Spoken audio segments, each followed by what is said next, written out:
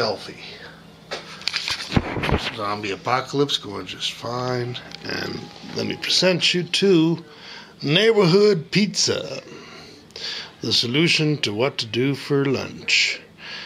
I had some leftover broccoli, some leftover mushrooms, some leftover cheese, lots of flour, lots of baking soda, and a little bit of what do you call it? Vinegar for the crust.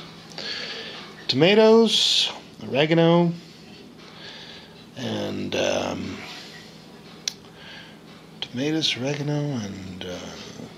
salt. No pepper, no garlic, none of the good stuff, but that's alright. These kids don't like those stuffs. And a couple of chipotles from my side of the neighborhood. So basically this is a neighborhood. See? You got the little houses, which are the cheese slices. You have the road, which is what's left of the tomatoes. You got the trees. And you got two people inside of the houses always. Maybe it could be the whole family, but oh well. And these people have a bed because they're richer or something. Anyways, Neighborhood Pizza. Easy solution to what's for lunch.